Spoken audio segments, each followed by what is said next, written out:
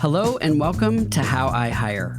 I'm your host, Roy Notowitz, founder of an executive recruiting and leadership consulting firm called Noto Group, where my team and I have spent the last decade helping to build iconic consumer brands, one hire at a time. You can visit us at notogroup.com to learn more. And if you have a friend or colleague who might be interested in this content, please let them know they can find us on Apple, Spotify, Amazon, Stitcher, and anywhere they get their podcasts.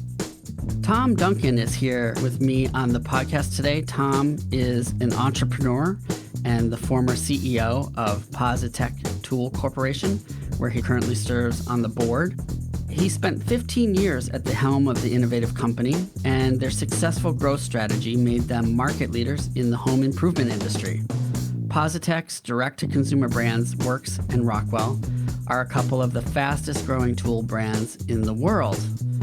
After getting his MBA in International Business Studies and becoming proficient in German, Tom worked with Vermont American, which is a part of the Robert Bosch Tool Corporation family, where he would eventually serve as vice president. Tom left and started the American division of Positec in 2005. Tom and I will talk about his winning business strategy at Positec and how talent played a key role in helping them achieve amazing success. Tom, thanks for being here today on the podcast. I really appreciate you taking time out to share some tips and insights on how you hire. Thanks for having me. I'm excited to have a conversation. Well, I remember we met a few years ago, and it's been a while since I've heard your career journey. But can you start by telling us about your career journey and how it led to where you are today? I guess it's kind of in two acts. First years of my career was really kind of Fortune 500. I worked for two big companies, Emerson Electric and Bosch, big German conglomerate. And then I transitioned really about 15 years ago to starting kind of a brand business from scratch. Two very different parts to my career. I think the first part was really instrumental in giving me kind of a foundation, all the skills and business skills and financial skills that I needed to take when I really started, having to build a business from scratch. That's a big leap to go from a big corporate job to starting not just any company, but a really successful, very difficult to do kind of capital intensive business. So what sort of motivated you or drove you to do your own thing after having that corporate experience? I had acquired the rights to a brand, an old brand that had fallen out of favor called Rockwell. Rockwell had been a big company back in the 70s and 80s, was very active in the tool business, but kind of exited that business, and the brand kind of laid fallow for 20 to 25 years. And then really the biggest thing is I met a gentleman named Don Gao, who's a Chinese entrepreneur, had a successful private label business in Europe. And he's such a visionary in a lot of ways, having built his business from what it was. And he really saw the importance of building a brand and having a brand business instead of just being a true private label supplier. And so our goals aligned in what we were trying to do, and we ended up joining together. And I think that was one of the real watershed moments, was meeting Don, who really is a true global leader in our industry. So prior to starting with that brand Rockwell and then Positec, did you have any experience like leading teams, building teams, or hiring at that point? Oh, absolutely. Those 15 years I spent in corporate world really was fundamental in understanding and running a business and understanding a P&L and understanding how to hire and what it takes to lead a team. Before I left Bosch, I had hundreds of employees all around the world in a very diverse business that I was running. And so that was really critical to helping me when we decided to get Positec off the ground in the U.S. Tell us about Rockwell, that initial business, and then how it turned into Positec, and what is the business strategy and the formula for success? So we're a global company. We have over 3,000 employees worldwide. We have subsidiaries in most of the major countries in North America, Latin America, Europe, Asia. We just opened recently Middle East and Africa. So very diversified global company. Our core business is really making and selling tools and outdoor power equipment. So lawnmowers, drills, saws, screwdrivers. But recently we've expanded into more leisure products like outdoor camping and products for around the home.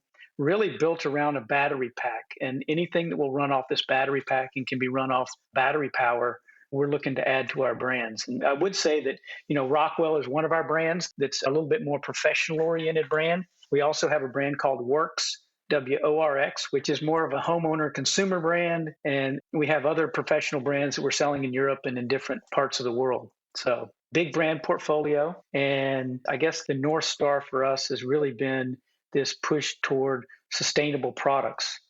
As people shift from gas powered products, for example, in lawnmowers and outdoor power equipment to battery power, we've kind of been one of the leaders in driving that shift. We have hundreds of different products now that run on one single 20-volt battery pack. That's kind of been one of our core missions, is to lead that shift to sustainable technology. As far as our formula for success, most of our competitors are multi-billion-dollar Fortune 500 businesses. So we are very much a challenger brand and a challenger company. And so in order to be successful in that role, you kind of got to be a little bit more agile, got to be a little bit more nimble, and you also have to kind of be willing to take a little bit more risk. When you see things shifting and changing, like when you see things moving to battery power, you kind of have to jump on board earlier and get at the front of the line if you're going to be successful. And so just to tell a story, I remember one of our big product categories that we sell today is a robotic lawnmower. It's kind of the Roomba for your lawn, right? Yeah, that sounds scary. And I remember my first one, and I give a lot of credit to Don and some of the others at Positec, but really seeing that technology and realizing that, it's going to take us 3 to 4 years to develop it, and in 8 years before it really becomes common in the consumer market. So getting out in front of that has now made us kind of a leader in that category. That's still terrifying to me to just imagine, to let a lawnmower just run around the lawn. I'm sure it's safe and Very be safe. Interesting. Yeah. Are those in the market now? They are in the market, but I tell you, where they're really catching on is in Europe. Places like Scandinavia, places like Germany, some of the Central European countries where they have a little bit more smaller lawn. It's a little more uniform, and it's kind of a good solution to having to do it yourself. Let's talk a little bit about your approach to recruiting and hiring in the early stages at Positec. And then, of course, how it evolved as the company grew and started to build all these brands and market share. One of the biggest things was just convincing people to join our little startup venture. A lot of the times you're going after and trying to hire someone away from a very secure, safe job and an established company. And you're saying, hey, come work for us and join us in our startup mode. I remember hiring our first VP of sales. We hired him away from Newell Rubbermaid. And I think that's the best selling job I ever did, because he had a great job, safe, really secure job, was doing really well. And to get him to come on board with this, I think at the time we had 5 or 6 people in the company. But that was probably 2007, 2008. But just, I knew it was the right move for us. We needed someone with his level of background and experience, and I knew it was the right move for him as well. But in those early days, it really was about convincing people. And, even after those days, I always learned that it really is a two-way street. You not only have to hire someone, but you have to sell them on coming to work for you. And you have to be fully transparent and honest about the job you're hiring for and what kind of company you are, but really finding a good fit that's right for both parties. At that point, it sounds like you hired ahead of the curve. You hired somebody who had come from a bigger company, sort of knew what to do. Sometimes you need to hire people to do a job that they need to do currently, that maybe if you hire too far ahead of the curve, maybe they wouldn't be able to reach back that far or wouldn't be interested in doing that. How did you balance those two things as you were trying to figure out how to do what needed to be done at that stage of growth, but also hiring ahead? Did you just always hire ahead of the curve and figure stuff out, or what was your philosophy around that?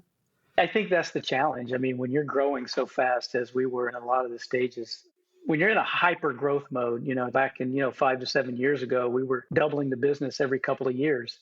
And I think one of the mistakes we made was just trying to fill a seat. It's so urgent to get someone into that role, to get the job done, that you tend to just kind of, okay, they're not perfect, but let's just put them in there. And so we made a lot of mistakes in that time frame. And so it was a big learning to say, hey, I know it seems urgent, but slow down and really make the right hire. Find someone that, to your point, not only can do the job today, but can do the job tomorrow, because it's going to be different. When you're in that hyper growth mode, jobs are changing. And it also says a lot about hiring people that can adapt, that aren't just, okay, I can do this one role, don't ask me to do anything else.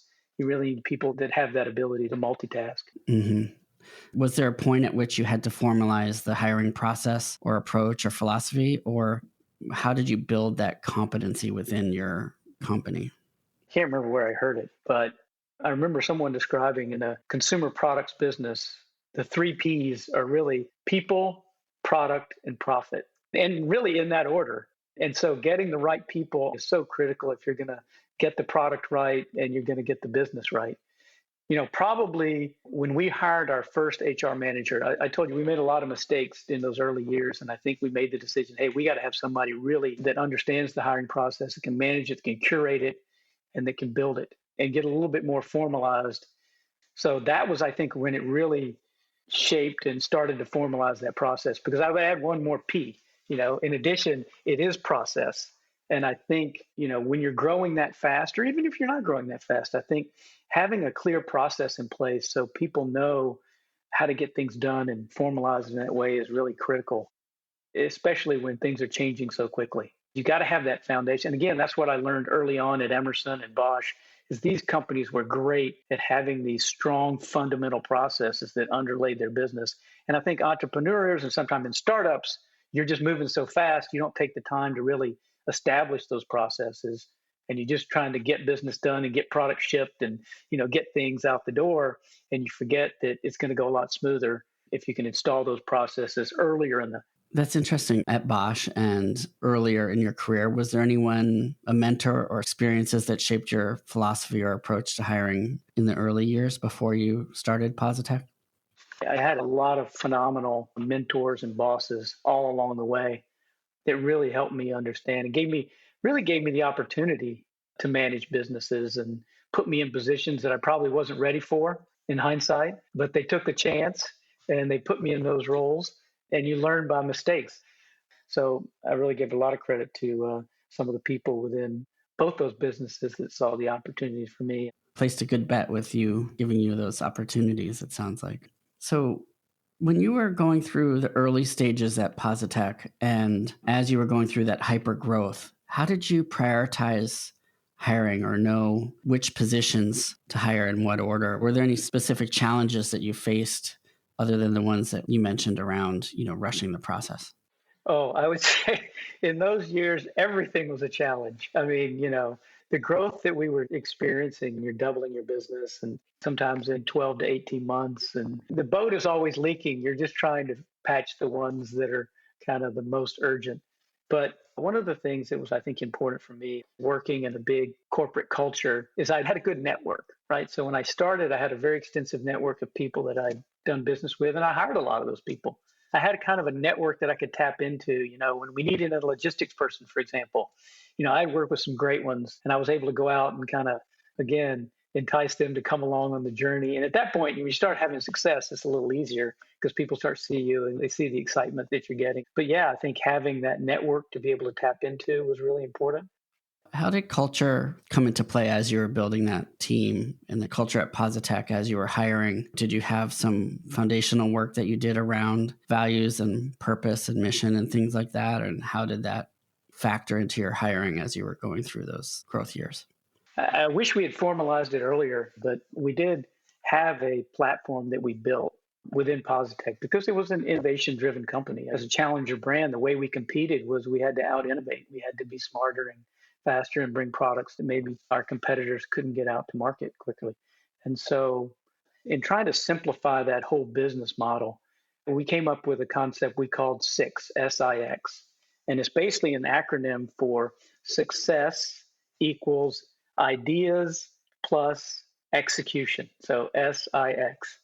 And again, we had a very core values kind of statement to support that. But one of the things is really isolating those elements and saying, hey, if we're going to be successful, we really need to have a constant stream of ideas. So we need to hire people that are creative, that are innovative, that have that idea mentality.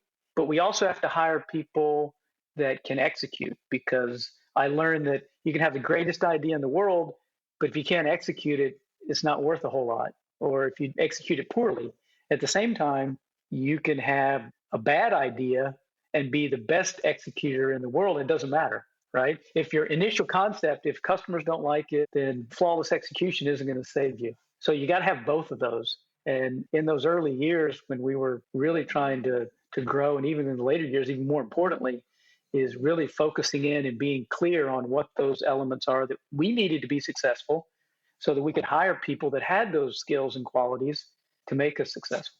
That's really interesting.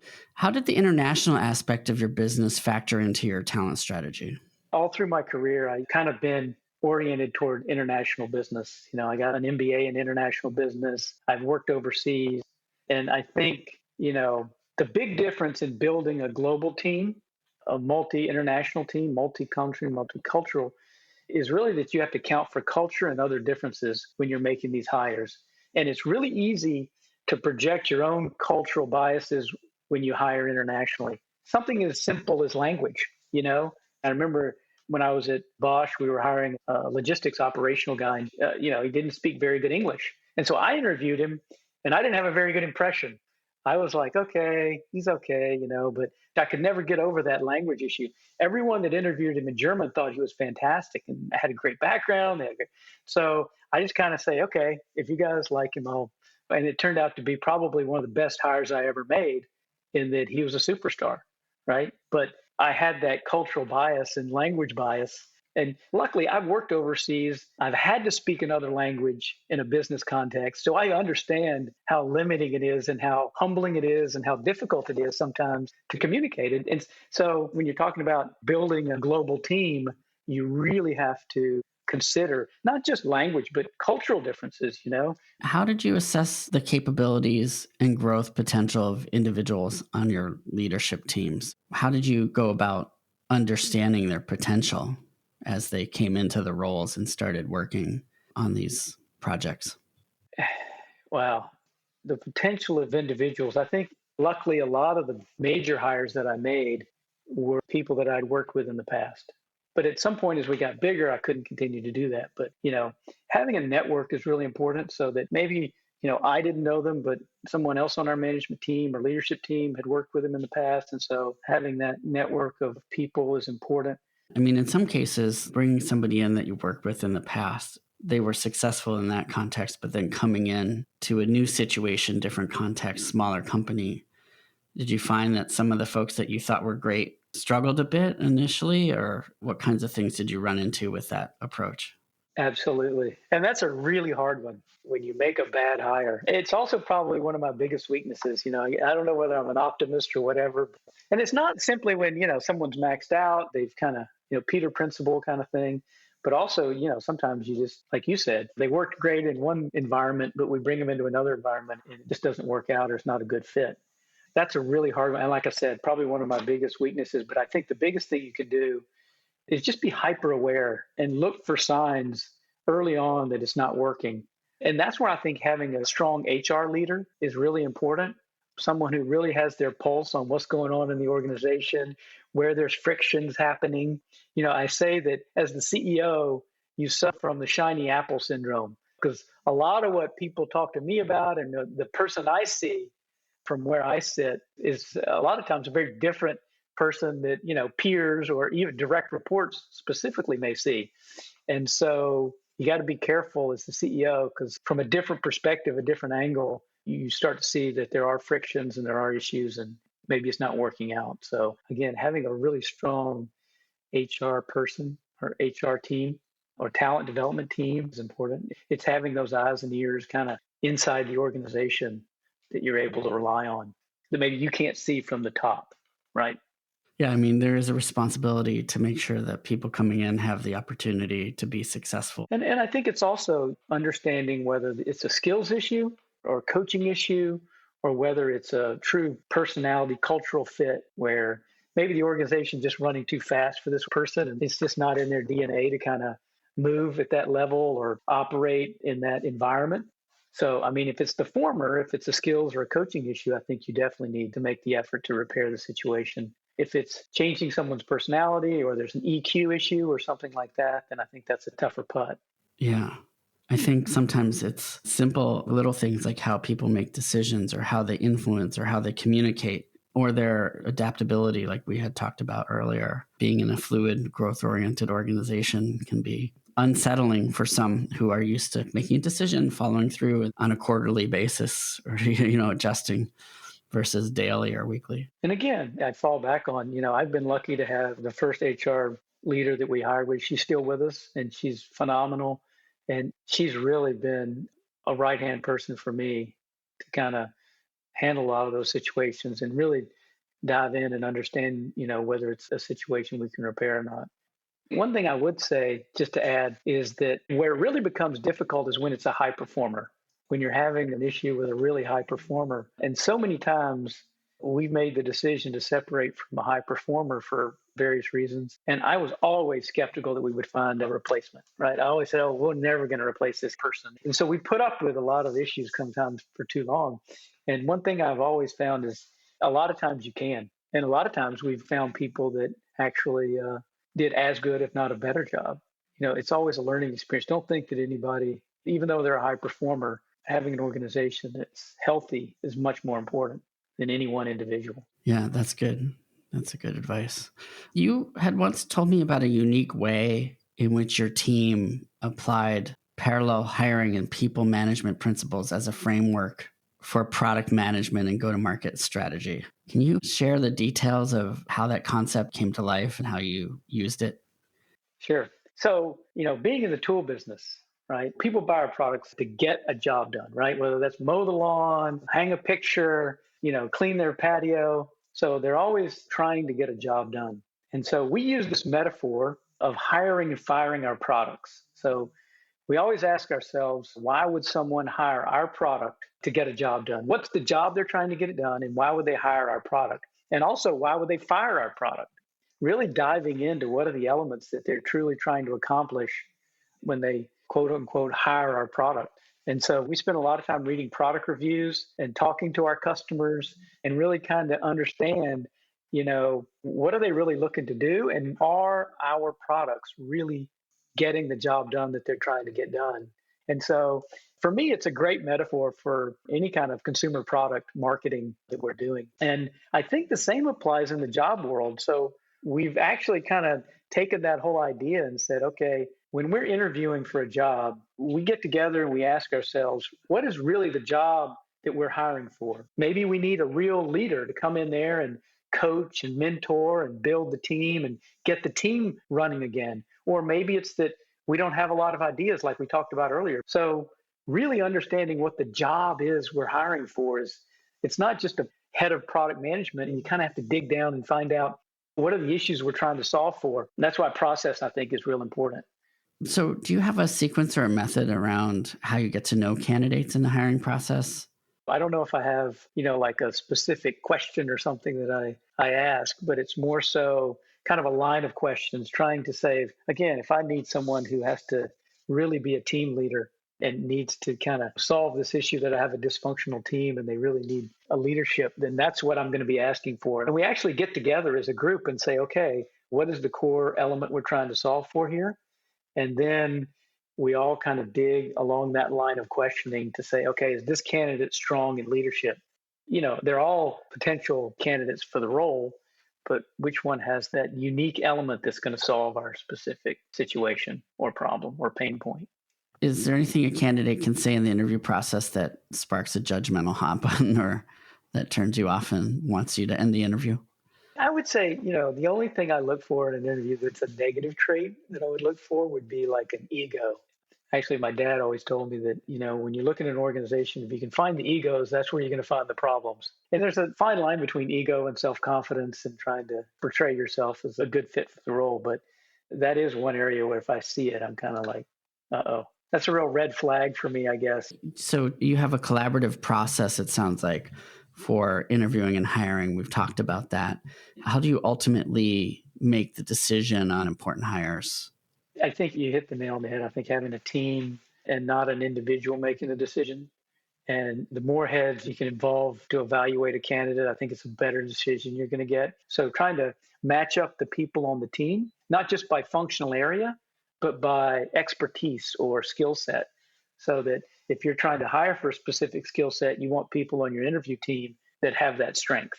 So we talked about being an international organization, and we talked about some of the dynamics in terms of mitigating bias, right, in that hiring process when you're looking to build your teams across the globe. How do you sort of incorporate that into your other hiring in every region, including the US, your largest employee base?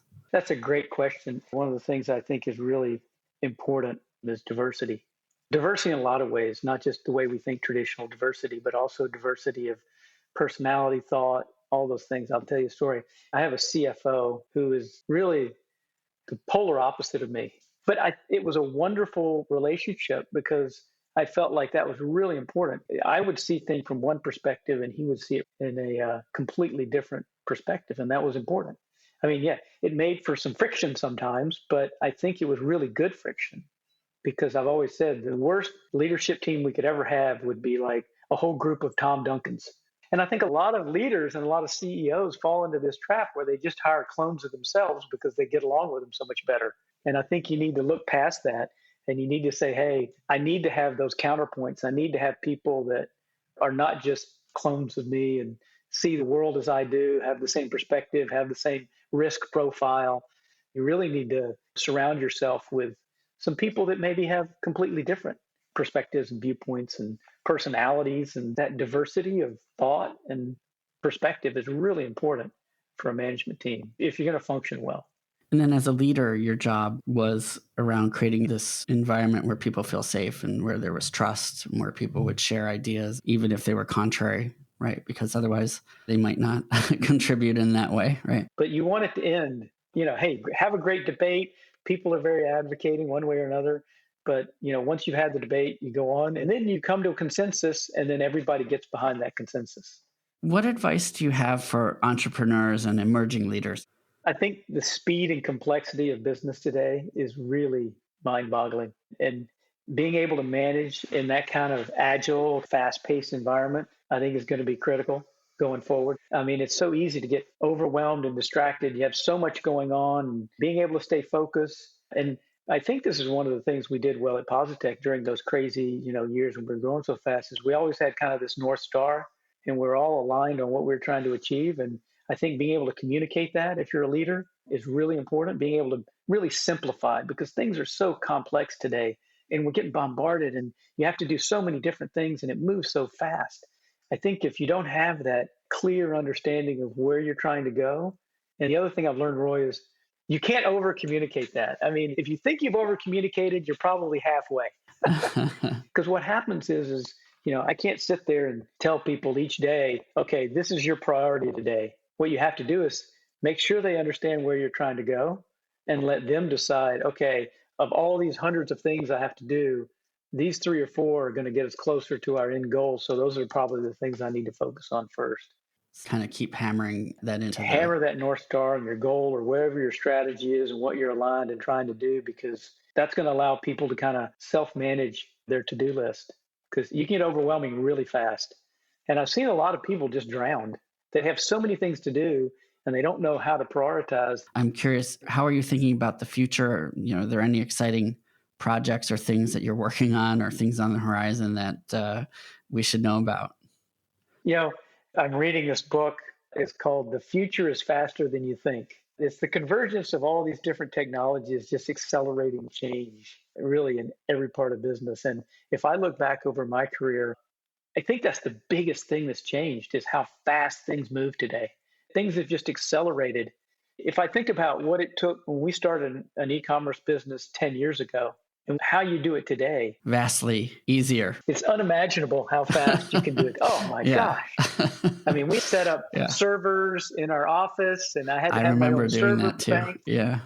And today it's all cloud-based and everything is cut and paste and you can build beautiful, amazing e-commerce businesses with no one in a month. And what took us crazy amount of time. So I think, just reading that book has reinforced to me as kind of top of mind that just how fast things are moving today. So you're on a few boards? Yeah. So Fox Factory, which is a really amazing company in the outdoor enthusiast space. They make anything off-road. If you're taking any vehicle, a mountain bike, an SUV, a side-by-side, a snowmobile, if you're off-road and need ride dynamics, this is the company. And they have just been a true innovator and leader in that space. And that's been a really fun venture for me to be on the board and experience a different industry, get out of home improvement and that kind of thing and get into this outdoor space, which is such an amazing, dramatic space. I love the outdoor industry. We do a lot of work in that space. Yeah, great people. Yeah. And I tell you what, it's going through a sea change with COVID. And I think that whole area has just exploded. And I think it's something that's going to stay. I think people got into doing outdoor activities when COVID hit, and I think they're sticking with it. And it's become now a really fast-paced growing industry. Yeah, I feel very lucky to be in the industry also that supports healthy, active lifestyles. Absolutely. Cool. So if somebody needs to get in touch with you, what's the best way for them to reach out? Is it through LinkedIn or email? Yeah, through LinkedIn is great. I'm on LinkedIn, yeah. Tom, thanks so much for being on the podcast today. I really enjoyed our conversation, and you've always been such a great resource and contact and friend to me over the years. So I really appreciate you and your time. Roy, I had a great time. Good talking. Thanks for tuning in to How I Hire. Visit howihire.com for more details about the show, including transcripts and more information about our guests. If you are enjoying the podcast, please let your friends and colleagues know about us. We'd also love to hear from you. If you can leave us a review or rating on Apple Podcasts or find us on LinkedIn, that would be awesome. How I Hire is created by Noto Group Executive Search. To find out more about Noto Group, visit notogroup.com. This podcast was produced by A.O. McLean, LLC. To learn more about their great work, visit aomclean.com.